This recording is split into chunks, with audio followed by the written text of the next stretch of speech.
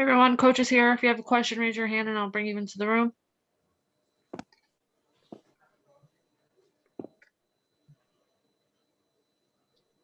Mark Bourbon.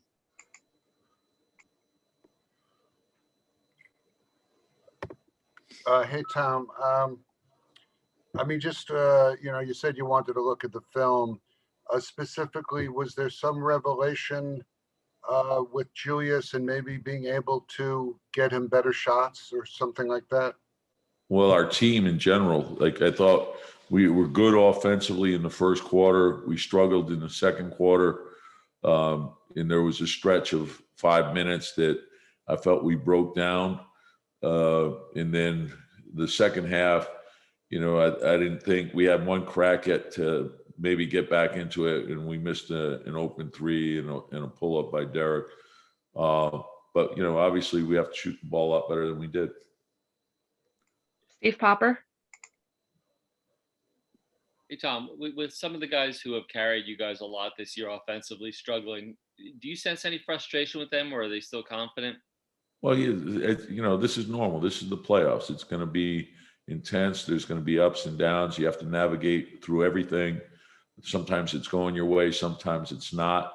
Stay together, keep fighting, keep working, do all the things that have gotten us here. And so, but that's all normal for the playoffs. And so there's an intensity to it, and just stay focused on how we can improve and get better. Bobby Childs. Coach, staying on that path, quickly gave you a lot this year. What are you seeing in the way that they're playing him, and what do you want him to make his adjustments against? Just stay aggressive. I think our bench has given us a big boost all year long, and we know how gifted he is offensively.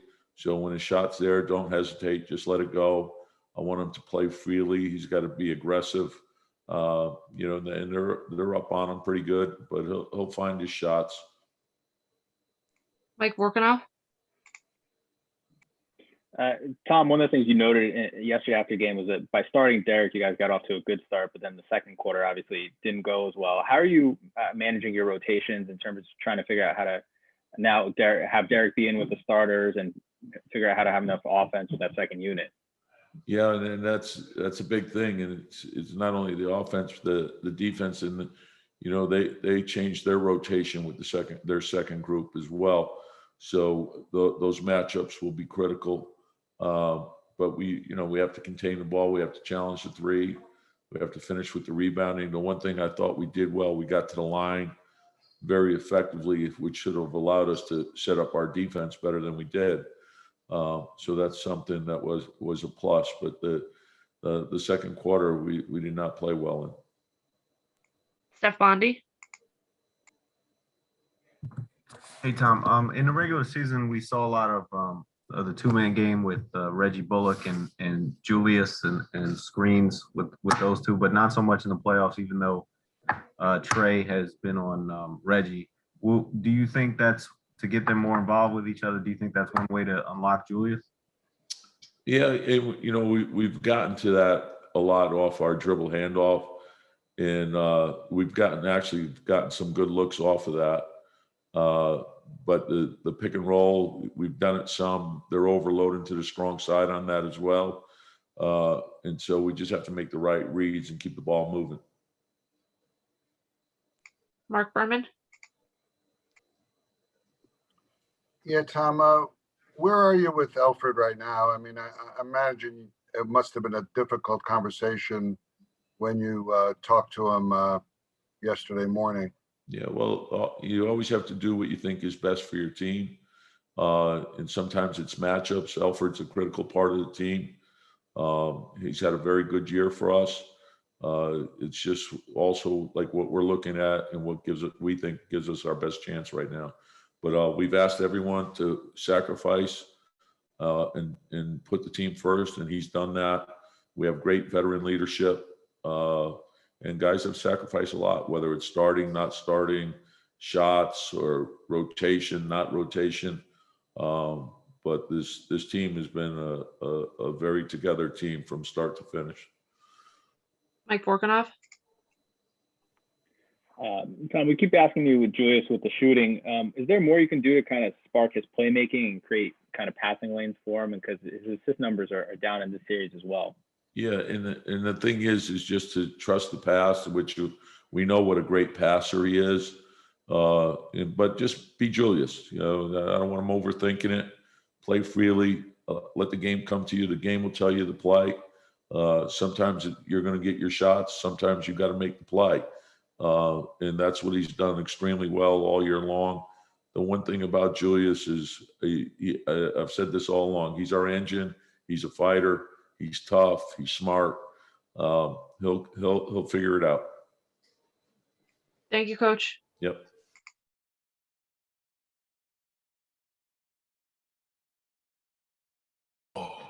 Mallory, we have RJ and Taj. RJ and Taj are here. Please raise your hand if you have a question, and I'll bring you into the room. Bobby Child. Question for both of you. Now that you got a chance to see more of the film from the last 3 games, are you starting to see things Atlanta's doing differently, or is it more of just you having to adjust to things that you know are there, you're just not executing it? Well, they threw out some different lineups with the second unit. Just different things out there on the film where we saw we got to correct.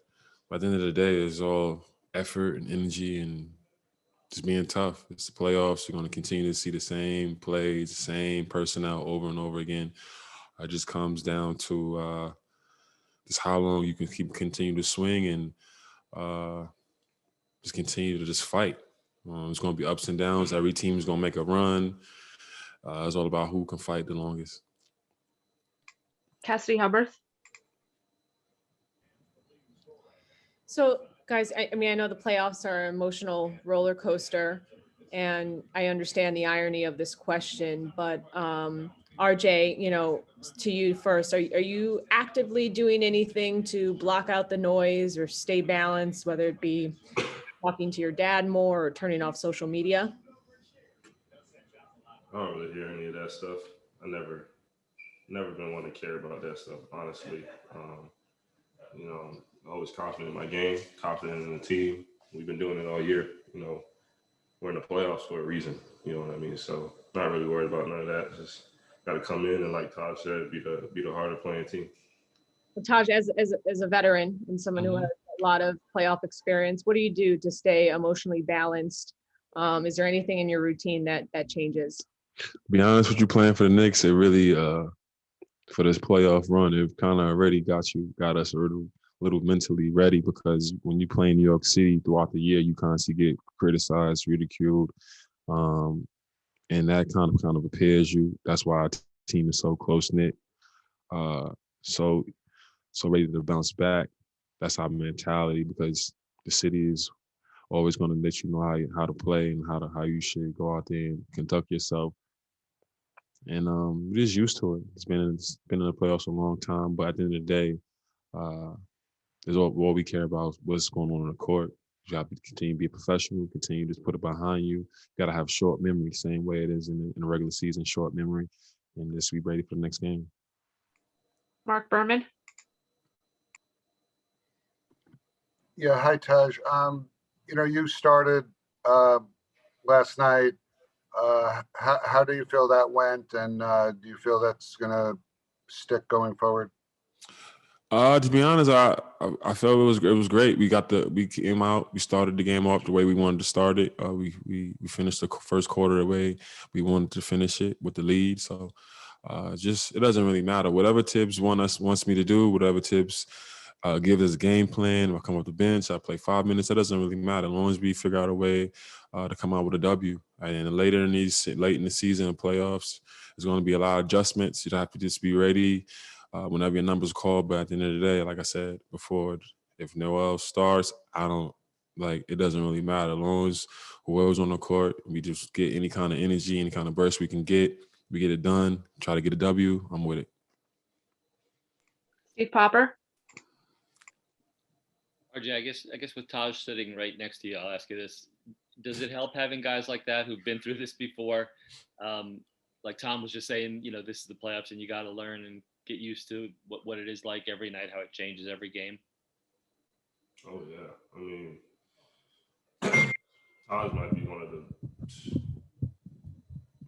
the biggest parts of the team, just in terms of like always even kill. There's a lot of ups and downs in the game. It's my first playoff experience. Everything's up and down. We lose a game, win a game, lose a game. So you're all over the place, and Taj's always there. Keeping us steady, telling us to keep working the game. It's gonna come back around. Just keep playing hard. And what he said before was really true. Like he really doesn't care whether he starts, doesn't start, plays. He really doesn't care. He's just great teammate, great vet. So we appreciate that on our team. Mike Borkanov. Taj, Trae Young was saying yesterday after the game, he thought that you guys made kind of a concerted effort to get the ball out of his hands quicker, especially in the pick and roll. With the defense that you had in Game 3 and going forward, is the preference to try to get it out of his hands and see if the other guys on the Hawks can beat you?